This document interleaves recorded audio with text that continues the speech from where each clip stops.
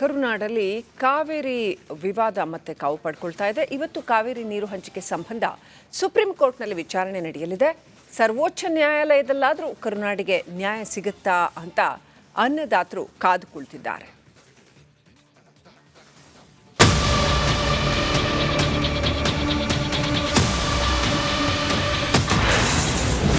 ತಮಿಳುನಾಡಿಗೆ ನೀರು ಹರಿಸದಿರಲು affidavit.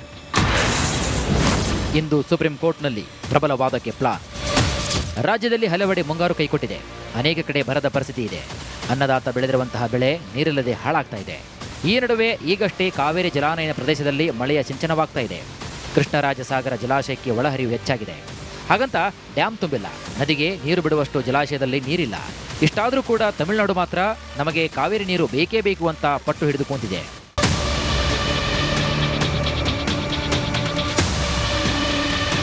Tamil Nadu supreme court ಮೊರೆ ಹೋಗಿದ್ದು ರಾಜ್ಯದಿಂದಲೂ ಕೂಡ ಅಫಿಡವಿಟ್ ಸಲ್ಲಿಕೆಯಾಗಿದೆ. ಈ ಬಗ್ಗೆ ಇಂದು ಸುಪ್ರೀಂ ಕೋರ್ಟ್ ಈ ಬಗ್ಗೆ ಅರ್ಜಿ ವಿಚಾರಣೆ ಕೈಗೆತ್ತಿಕೊಳ್ಳಲಿದ್ದು ಕರ್ನಾಟಕ ಪ್ರಬಲವಾದ ಮಂಡಿಸುವ ಅನಿವಾರ್ಯತೆ ಕೂಡ ಇದೆ.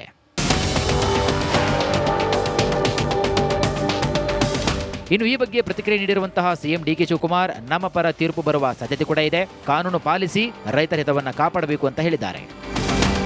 ತಮಿಳುನಾಡಿಗೆ ಏನು ನಾವು 177.25 TMC ನೀರು ಕೊಡಬೇಕು ಜಜ್ಮೆಂಟ್ ಅಲ್ಲಿ ಬದ್ಧತೆಯನ್ನು ವ್ಯಕ್ತಪಡಿಸಿದ್ದಾರೆ. ಕಷ್ಟ ಕಾಲದಲ್ಲಿ ಬೇರೆ ಕಾನೂನು ಇದೆ. ಕಷ್ಟ ಕಾಲದಲ್ಲಿ ಬರಗಾಲ ಬಂದಂತ ಸಂದರ್ಭದಲ್ಲಿ ಅದಕ್ಕೊಂದು ನಿಯಮ ಇದೆ. ವಾಟರ್ ಮ್ಯಾನೇಜ್ಮೆಂಟ್ ಅಥಾರಿಟಿ ಏನಿದೆ ಅವರು ಕೂಡ ನಮಗೆ ಕೆಲವು ಮಾರ್ಗದರ್ಶನವನ್ನು ಕೊಟ್ಟಿದ್ದಾರೆ. ನಾವು ಹೆಚ್ಚು ಕಮ್ಮಿ ಆಯ್ತು ಅಂದ್ರೆ ಡ್ಯಾಮ್ ಕೀನ ಬೇರೆಯವರಿಗೆ ಕೊಡಬೇಕಾದಂತ ಒಂದು ಪರಿಸ್ಥಿತಿ, ಕೇಂದ್ರ ಸರ್ಕಾರ ಕೊಡಬೇಕಾದಂತ ಒಂದು ಪರಿಸ್ಥಿತಿ ಬರ್ತದೆ. ಅದು ಆಗ್ಬಾರ್ದು. ನಾವೇ ನಮ್ಮ ರೈತರನ್ನು ಬದುಕಿಸಬೇಕು, ಕಾನೂನು ಕಾಪಾಡಬೇಕು. ಬೆಂಗಳೂರಿಗೆ ಕುಡಿಯುವ ನೀರನ್ನ ಸಂಗ್ರಹಿಸಬೇಕಾಗಿದೆ. ಇದರ ಜೊತೆಗೆ ಮಂಡ್ಯ ಭಾಗದ ರೈತರ ಬೆಳೆಗಳಿಗೂ ನೀರು ಬಿಡಬೇಕಾಗಿದೆ. ಈ ಎಲ್ಲ ಪರಿಸ್ಥಿತಿಯನ್ನ ಸುಪ್ರೀಂ ಕೋರ್ಟ್ಗೆ ಮನವರಿಕೆ ಮಾಡಿಕೊಡಬೇಕಾಗಿದೆ.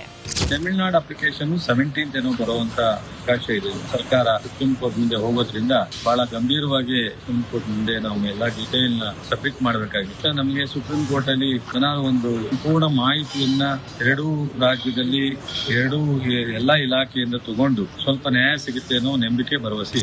ಇನ್ನು ಈ ಬಗ್ಗೆ ನೀರಾವರಿ ತಜ್ಞ ಕ್ಯಾಪ್ಟನ್ ರಾಜಾರಾವ್ ಮಾತನಾಡಿದ್ದು, ಮೊದಲಿಗೆ ತಮಿಳುನಾಡು ಯಾಕೆ 10 TMC ಗ್ರೌಂಡ್ ವಾಟರ್ ಬಳಕೆ ಮಾಡ್ತಿಲ್ಲ, ಇದಕ್ಕೆ ಕಾರಣ ಏನು? ಕಳೆದ ವರ್ಷ 1.98 ಲಕ್ಷ ಎಕರೆಯಲ್ಲಿ ಕುರುವೈ ಬೆಳೆಯನ್ನ ಬೆಳೆಯಲಾಗಿತ್ತು. ಈ ವರ್ಷ ಯಾಕೆ 6.5 ಲಕ್ಷ ಎಕರೆ ಬೆಳೆಯನ್ನ ಬೆಳೆದದಾದ್ರೂ ಯಾಕೆ? ಈ ಬಗ್ಗೆ ಪ್ರಶ್ನೆ ಮಾಡಬೇಕು ಅಂತ ಹೇಳಿದ್ದಾರೆ. 40-45 TMC ನೀರು ಅವರು ರಿಸರ್ವಾಯರ್ ಅಲ್ಲಿ ಇದೆ. ತಕ್ಷಣ ಏನು ಬೇಕಿಲ್ಲ ಅವರಿಗೆ ನೀರು. ಬೆಳೆ ಏನು ನೀರಿಲ್ಲದೆ ಕೊಳಿತಾ ಇಲ್ಲ, ಒಣಗ್ತಾ ಇಲ್ಲ. ಸೊ ದಯವಿಟ್ಟು ಆ ನೀರನ್ನ ಮೊದಲು ಉಪಯೋಗಿಸಿ ಅಂತ ಹೇಳಿ. ಯಾಕೆ ಮೇಲಿನ ರಾಜ್ಯ ಅಪ್ಪರ್ ಸ್ಟೇಟ್ ನಾವು ಯಾವಾಗ ಬೇಕಾದ್ರೂ ನೀರು ಬಿಡ್ಬೋದು, ಆದರೆ ಅವ್ರ ಹತ್ರ ಹೋಗ್ಬಿಟ್ಮೇಲೆ ಆ ನೀರು ವಾಪಸ್ ಬರಲ್ಲ. ಈ ವರ್ಷ ನಾವು ಖಾರಿಫ್ ಬೆಳೆ ಬಿಟ್ಟಿದ್ದೀವಿ. ನಮ್ಮ ರೈತರಿಗೆ ಬೆಳೆ ಇಲ್ಲ, ಒಂದು ಖಾರಿಫ್ ಬೆಳೆ. ನಾವು ಕುಡಿಯೋ ನೀರಿಗೆ ಇಟ್ಕೊಂಡಿರೋದು ಈ ನೀರು. ಅವ್ರು ಕೇಳ್ತಾ ಇರೋದು ಬೆಳೆಗೆ ಯಾವುದು ಮುಖ್ಯ ಅಂಬೋದು ನೀವೇ ತೀರ್ಮಾನ ಮಾಡಿ. ಮೊದಲು ಕುಡಿಯೋ ನೀರು ಬೇಕಾ ಬೇಡವಾ ಅಂಬೋದು ಯೋಚನೆ ಮಾಡಿ. ವಾಲ್ಯೂಮ್ 5 ಏನು ಟ್ರಿಬ್ಯುನಲ್ ಆರ್ಡರ್ ಕೊಟ್ಟಿದೆ ಅದರೊಳಗೆ ದಯವಿಟ್ಟು ಇದೇ ಪ್ರಶ್ನೆ ನಾವು ಕೇಳಿದ್ದೀವಿ. ಅದನ್ನು ದಯವಿಟ್ಟು ಓದಿ ಸ್ವಾಮಿ ಆ ಪ್ಯಾರನ. ಇತ ಸೂಕ್ತ ರೀತಿಯಲ್ಲಿ ರಾಜ್ಯ ಸರ್ಕಾರ ಸುಪ್ರೀಂ ಕೋರ್ಟ್ ಮುಂದೆ ವಾದವನ್ನ ಮಾಡಬೇಕು ಅಂತ ವಿಪಕ್ಷಗಳು ಸರ್ಕಾರಕ್ಕೆ ಆಗ್ರಹಿಸಿವೆ.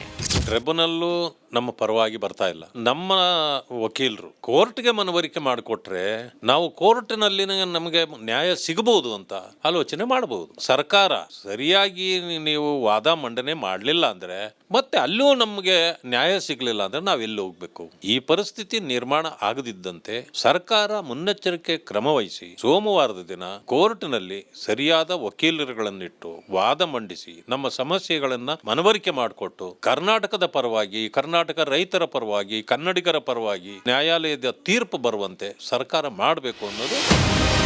ಇನ್ನು CWRC, CWMA ಆದೇಶ ಪಾಲಿಸದಂತೆ ರೈತರು ಪ್ರತಿಭಟನೆ ಮಾಡ್ತಿದ್ದಾರೆ. ಇಂದು ಸುಪ್ರೀಂ ಕೋರ್ಟ್ನಲ್ಲಿ ವಿಚಾರಣೆ ಆರಂಭವಾಗಲಿದ್ದು ಎಲ್ಲರ ಚಿತ್ತ ಸರ್ವೋಚ್ಚ ನ್ಯಾಯಾಲಯದ ತೆನೆಟ್ಟಿದೆ. ಸುಪ್ರೀಂ ಕೋರ್ಟ್ನಲ್ಲಾದರೂ ಕೂಡ ರಾಜ್ಯಕ್ಕೆ ನ್ಯಾಯ ಸಿಗುತ್ತಾ ಅಂತ ಕಾದು ನೋಡಬೇಕಾಗಿದೆ.